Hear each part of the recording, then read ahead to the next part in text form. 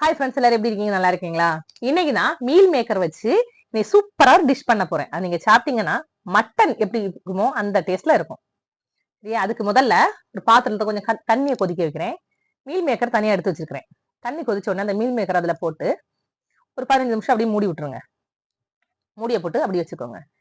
ஏன் இதை மட்டன் டேஸ்ட்னு சொல்றேன்னா, என் தங்கச்சி மாப்பிள்ள வந்தாங்களா, வந்த அன்னைக்கு நான் இந்த கூட்டு வச்சு கொடுக்குறேன், அவன் சாப்பிட்டு சொல்றான் மட்டன் மாதிரியே இருக்கு அப்படின்னு. அதனாலதான் மட்டன் டேஸ்ட்ல இருக்கும் அப்படின்னு. இப்போ ஒரு 15 நிமிஷம் மூடி வச்சுக்கோங்க. மூடி வச்சுட்டு எடுத்து அதை என்ன பண்ணணும்னா, நல்லா கொஞ்சம் தண்ணி ஊத்தி கை வச்சு நல்லா பிசைஞ்சு நல்லா வாஷ் பண்ணணும். சரியா? எப்பவுமே மீல் மேக்கரை இப்படி தண்ணியில போட்டு வேக வச்சு நல்லா கை வச்சு நல்லா மசிச்சு நல்லா கழுவணும். அப்பதான் உள்ளுக்கு இருந்து குறுகுறுன்னு எல்லோ மஞ்சள் கலர்ல வரும்.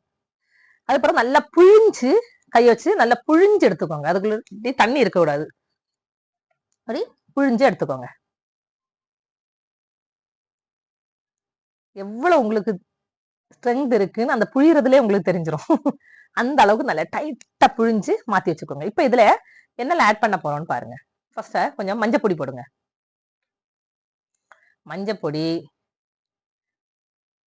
அதுக்கு பிறகு கொஞ்சம் பெப்பர் கொஞ்சம் தூக்கலாவே போட்டுருங்க. Pepper powder, pepper. அப்புறமா கொஞ்சம் உப்பு போட்டு நான் முட்டையை தனியா ஒரு பவுல்ல உடைச்சு வச்சிருக்கேன். ஒரு முட்டைய உடைச்சு வச்சுக்கோங்க. அதை இடத்துல ஊத்துங்க. ஊத்தி நல்லா கை வச்சு நல்லா மிக்ஸ் பண்ணி விட்டுருங்க. நல்லா மிக்ஸ் பண்ணி விடுங்க.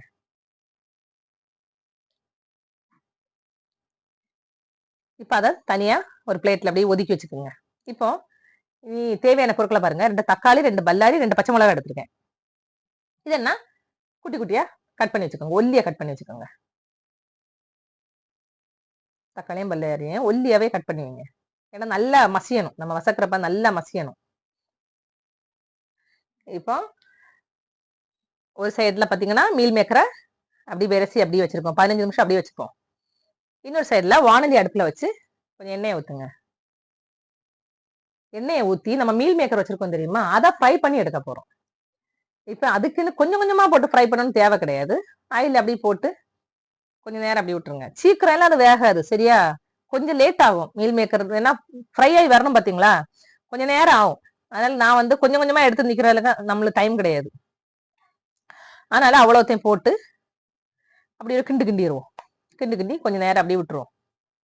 இந்த மீல் மேக்கர் கூட்டு வச்சோம்னா என் பிள்ளைகளுக்கு ரொம்ப பிடிக்கும். என் பிள்ளைகளுக்குன்னு கொஞ்சம் பர்டிகுலரா கொஞ்சம் ஐட்டம் ரொம்ப பிடிக்கும். மீல் மேக்கர், பொட்டேட்டோ, கோவக்காய், இந்த மாதிரி ஐட்டம் எல்லாம் வச்சு கொடுத்தோம்னா என் பையன் எதுவுமே கேட்க மாட்டான். அப்படி காலைல வந்தோடனே கேட்டுருவான், இன்னைக்கு என்னம்மா கூட்டு அப்படின்னு தான் கேட்பான். இப்போ அதான் ஒரு சைடு மாத்திடுவோம். சரியா? வதக்குறத ஒரு சைடு வச்சிருவோம். இன்னொரு சைடுல சட்டியில எண்ணெய் ஊத்தி கொஞ்சம் ஜீரகத்தை போட்டுருங்க. சரியா? இதுக்கு சாதா ஜீரகம் போடுங்க, கடுகு வேண்டாம்.